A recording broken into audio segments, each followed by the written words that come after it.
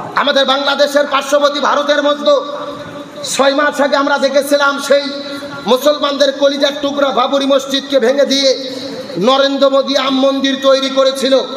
কিন্তু গত এক সপ্তাহ হলে তামাম পৃথিবী তোলপাড়। 6 মাস আগে যেই রাম মন্দির উদ্বোধন করেছে, কোটি টাকা দিয়ে যেই রাম মন্দির নির্মাণ করেছিল, মুসলমানদের বাবরি মসজিদ ভেঙে দিয়ে ওই রাম মন্দিরে ফাটল ধরে গেছে। চিৎকার করে বলেন আল্লাহু আকবার। বিশেষজ্ঞ টিম রাম মন্দির পরিদর্শন করে বলেছে, আবার নতুন করে যদি এখনই সংস্কার করানো হয় আর 6 মাসের মধ্যে রাম মন্দির ভেঙে পড়বে, ধ্বংস হয়ে যাবে। বলেন আল্লাহু আকবার। তোমরা মুসলমানদের কলিজায় আঘাত করেছো, তামাম পৃথিবীর মুসলমানদের কলিজায় আঘাত করে মুসলমানদের কলিজার টুকরা বাবরি মসজিদকে ভেঙে ফেলে রাম মন্দির তৈরি করলো নরেন্দ্র মোদী ভোট পাওয়ার জন্য, ভারতে হিন্দু এবং মুসলমানদের মধ্যে বিভাজন করার জন্য। কিন্তু আল্লাহর কি খেলা, নরেন্দ্র মোদী ভেবেছিল মসজিদ ভেঙে মন্দির করব, আবার বেশি আসন নিয়ে ক্ষমতায় যাব। কিন্তু 15 দিন আগের নির্বাচন বলতেছে না, আগের 2 বার যে আসন পেয়েছিল নরেন্দ্র মোদী সেই আসন পায়নি, নিজে সরকার গঠন করতে পারেনি, অন্য দলের সঙ্গে দলবদ্ধ হয়ে যৌথ সরকার গঠন করেছে। ওই দলের শরিকগুলো যদি তাদেরকে ছেড়ে থুয়ে চলে যায়, নরেন্দ্র মোদী যে কোনো সময় ক্ষমতা হারাতে পারে। বলেন আল্লাহু আকবার। তার মানে উনি যাই ষড়যন্ত্র করেছিল, মুসলমানদের মসজিদ ভেঙে মন্দির তৈরি করেছিল, যে আবার তিনি বিশাল আসনে ক্ষমতায় যাবে, সেখানে যেতে পারেনি। ভারতের মুসলমান হিন্দুরা যৌথভাবে রায় দিয়ে দিয়েছে, তারা বিভাজন চায় না, তারা মিলেমিশে থাকতে চায়। আজকে বাংলাদেশে নরেন্দ্র মোদী বলে আমরা যেন হিন্দুদের হামলা না করি। বাংলাদেশের মুসলমানরা হিন্দুদের হামলা করে না, বরং ভারতের বিজেপি সরকার প্রতিদিন হাজারো মুসলমানদের গুলি করে হত্যা করে। গরু জবে করার জন্য আগুনে পুড়িয়ে মারে, মসজিদের মধ্যে আগুন দিয়ে পুড়িয়ে মারে।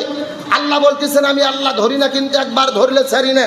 ওয়ামাকারু ওয়ামাকারুল্লাহ আল্লাহু খায়রুল মাকিরিন। যেই জায়গায় তারা রাম মন্দির তৈরি করলো অযোধ্যায়, ওই জায়গার ভেতরেই নির্মিত হচ্ছে ভারতের সবচাইতে বড় মসজিদ, যার নাম হবে মোহাম্মদ বিন আব্দুল্লাহ। চিৎকার করে বলেন আল্লাহু আকবার। 500 একর জায়গার উপরে এই মসজিদটা নির্মিত হবেন, 40,000 বর্গফিট জায়গার উপরে। 1 নয় 2 নয় 25,000 মুসল্লি একই জামাতে নামাজ আদায় করতে পারবে। আলহামদুলিল্লাহ বলেন।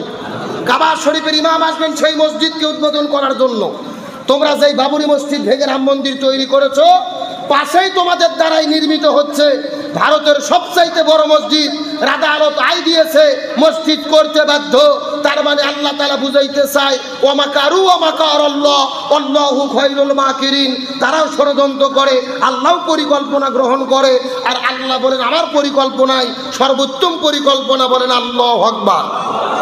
স্বাভাবিক দৃষ্টিতে বাবরি মসজিদ ভেঙে দিয়ে রাম মন্দির তৈরি করেছে, আমরা কষ্ট পেয়েছি, কিন্তু আল্লাহ বলতেছেন আমার সিদ্ধান্ত ভিন্ন। আল্লাহ কেমন সিদ্ধান্ত নিয়েছে? ওই জায়গায় বড় মসজিদ নির্মাণ হচ্ছে, এমনকি ওই বাবরি মসজিদে প্রথম যিনি হামলা করেছিল তার নাম হলো বলবীর সিং। কি নাম বলেছি? এই বলবীর সিং ওই বাবরি মসজিদে প্রথম হামলা করেছিল। কয়েক মাস পরে এই বলবীর সিং কালেমা পড়ে মুসলমান হয়ে গেছে। চিৎকার করে বলেন আল্লাহু আকবার। আমার প্রিয় বন্ধুগণ, মুসলমান ভাইরা গভীর মনোযোগ। বাবরি মসজিদ যখন হামলা করলেন, বাবরি মসজিদের মধ্যে সর্বপ্রথম যে যুবকটা হামলা করেছিল, ওই বাবরি মসজিদের ছাদের উপরে ওঠার পরে হামলা করে মসজিদের মধ্যে যিনি মসজিদের মধ্য থেকে যিনি পাথরটা খুলে নিয়ে পাথরের মধ্যে প্রসব করেছিল, এই লোকটার নাম ছিল বলবীর সিং। এই বলবীর সিং যখন মসজিদটা ভেঙে ফেললেন, মসজিদ ভেঙে ফেলার পরে বাড়ির মধ্যে যখন ফেরত চলে গেল, তার বাবা কান্না করতে করতে ডাকতে বলে কুলাঙ্গার সন্তান, এই ভারতের মধ্যে মুসলমান আর হিন্দুরা পরস্পর বসবাস করি, তুমি কেন মুসলমানদের কলিজার ভেতরে আঘাত দিয়ে তুমি কেন বাবরি মসজিদকে ধ্বংস করে ফেললে? এই কথা বলার পরে বাবা বলবীর সিংকে তেজ্য পুত্র করে ওই জায়গার মধ্য থেকে বের করে দেয়, ঘরের মধ্য থেকে বাড়ির মধ্য থেকে গলা ধাক্কাতে বের করে দেয়। বলবীর সিং ওই জায়গার মধ্য থেকে বের হওয়ার পরে চলে যায় তার বন্ধুর কাছে।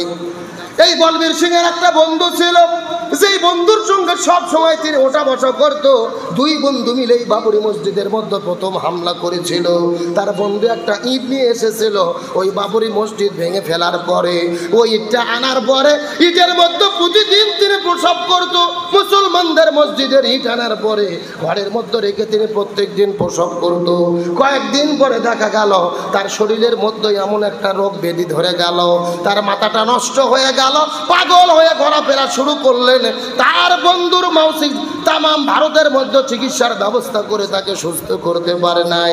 বড় একটা আলেমের কাছে গেল, ওই এলাকার মধ্যে বড় একটা হুজুরের কাছে গেল, আমার সন্তানটাকে চিকিৎসার ব্যবস্থা করে দেন।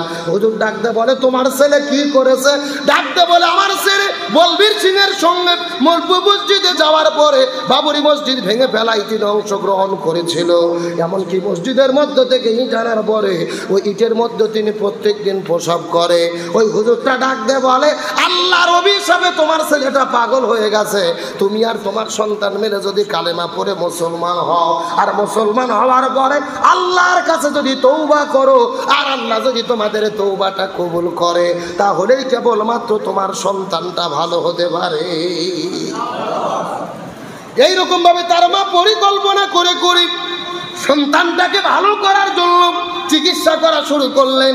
6 মাস পরে বলবীর সিং এর বাড়ির মধ্য থেকে খবর চলে আসলো যে বলবীর সিং এর বাবা বিদায় দিয়ে চলে গেছে। বাবার লাশটা দেখার জন্য বলবীর সিং বাড়িতে গেল। বাড়িতে যাওয়ার পরে মা কান্না করতে করতে ডাকতে বলে, এ কুলাঙ্গার সন্তান, খবরদার খবরদার খবরদার, বাড়ির মধ্যে ঢুকতে পারবি না, তোর বাবার লাশটা দেখতে পারবি না। তুই যেদিন বাবরি মসজিদের ভেতরে তুই হামলা করেছিলি, সেই দিন তোর বাবা মনের মধ্যে এত কষ্ট পেয়েছিল, তারপরে তোর বাবা অসুস্থ হয়ে বিছানায় পড়ে গেছে। 6 মাসের ব্যবধানে তোর বাবা জমিন থেকে বিদায় নিয়ে চলে গেল। তুই জীবিত থাকা অবস্থায় আমাদেরকে মৃত্যুর দিকে ঠেলে দিয়েছিস। তোর মতো সন্তান দরকার নাই, বাড়ির মধ্য থেকে বের হয়ে যা। বাবাকেও যখন তার মা বলবীর সিংকে দেখতে দিল না, তার বাবা বিদায় নিয়ে চলে গেল। মনের মধ্যে কষ্ট নিয়ে বাড়ির মধ্য থেকে ফিরে যাওয়ার পরে লক্ষ্য করে দেখে তার যেই বন্ধুটা পাগল অবস্থায় ছিল রে, ওই পাগল বন্ধু আর তার মা ওই হুজুরের কাছে কালেমা পড়ে মুসলমান হয়ে গেছে। ওই লোকটা মুসলমান হওয়ার পরে কোরআন সুন্নাহর বিধান মেনে চলা শুরু করলেন। মুখের মধ্যে দাড়ি রাখা শুরু করলেন। দাড়ি বড় হতে হতে বিশাল বড় দাড়ি হয়ে গেছে। বলবীর সিং যাওয়ার পরে বন্ধুকে চিনতে পারে না। আল্লাহ রাব্বুল আলামিন তার তওবাটাকে কবুল করে কিছুদিন পরে সেই লোকটাকে সুস্থ করে দিলেন, তার বন্ধুটাও সুস্থ হয়ে গেল। বলবীর সিং ডাক দিয়ে বলেন, আর আমার বসে থাকার সুযোগ নাই। যেই বাবরি মসজিদ ভাঙার কারণে আমার বাবা বিদায় নিয়ে চলে গেল, পরিবারের মধ্যে অশান্তি আসলো, বন্ধুটা অসুস্থ হয়ে গেল। যেই মসজিদে হামলা করেছে, এই মসজিদের স্রষ্টা আল্লাহ যেন তেন স্রষ্টা নয়। আমি কালেমা পড়ে মুসলমান হয়ে গেলাম। সঙ্গে সঙ্গে বলবীর সিং কালেমা পড়লেন, লা ইলাহা ইল্লাল্লাহু মুহাম্মাদুর, চিৎকার করে বলেন তো ঠিক আল্লাহু আকবার। এই বলবীর সিং কালেমা পড়ে মুসলমান হয়ে গেলেন। মুসলমান হওয়ার পরে আল্লাহর কাছে তওবা করে জীবনের গুনাহ সম্পর্কে মাফ চাই। জীবনে প্রথম আমরা বাবরি মসজিদের মধ্যে ধ্বংস করেছি। এই বলবীর সিং নিয়াত করলো, একটা মসজিদ ধ্বংস করে দিয়েছি। আজকে আমি নিয়াত করলাম 100 মসজিদ না বানাইয়া আমি থামবো না। 100 মসজিদ নির্মাণ করার জন্য তিনি চেষ্টা করলেন। মসজিদ নির্মাণ করতে করতে 70টা মসজিদ নির্মাণ করেছে। জোরে বলেন কয়টা? 70টা মসজিদ নির্মাণ করার পরে জমিন থেকে আল্লাহর ডাক চলে আসলো, তিনি বিদায় নিয়ে চলে গেলেন। যেই বলবীর সিং একটা মসজিদ ভেঙে ফেললো রে, আল্লাহ ওই বলবীর সিং এর মাধ্যমে 70টা মসজিদ ভারতের মধ্যে নির্মাণ করে নিল। তার মানে আল্লাহ বুঝাইতে চাই, আমি আল্লাহ আমার পরিকল্পনা ভিন্ন, তারাও পরিকল্পনা করে একরকম, আর আমি আল্লাহ আমার পরিকল্পনা আর এক রকম। একটা মসজিদ ভাঙার বিনিময়ে আল্লাহ ভারতের ভেতরে ওই ব্যক্তির দ্বারা 70টা মসজিদ নির্মাণ করে নিয়েছে। লিল্লাহ তাকবীর। বলবীর সিং মসজিদ ভাঙছে কয়টা, আর আল্লাহ তার মাধ্যমে মসজিদ বানায় নিল কয়টা? 70টা। তার মানে বোঝা যায় স্বাভাবিক দৃষ্টিতে আমাদের মনে কষ্ট লাগতে পারে, আমরা কোনো কিছু দেখে ভুল বুঝতে পারি, কিন্তু আল্লাহ বলতেছে না।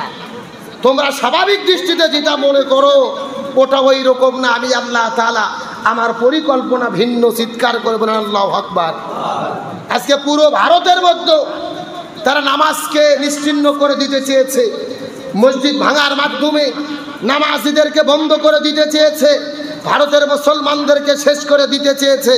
এখন বলেন তো মুসলমানরা কি শেষ হয়েছে নাকি দিন দিন আরো বৃদ্ধি পাচ্ছে? বরং আমরা দেখতে পারি যেই জায়গার মধ্যে মুসলমানদের ওপরে অত্যাচার নির্যাতন বেড়ে যায়, ওই জায়গার ভেতরে আরো মুসলমানদের সাহায্য করে কে?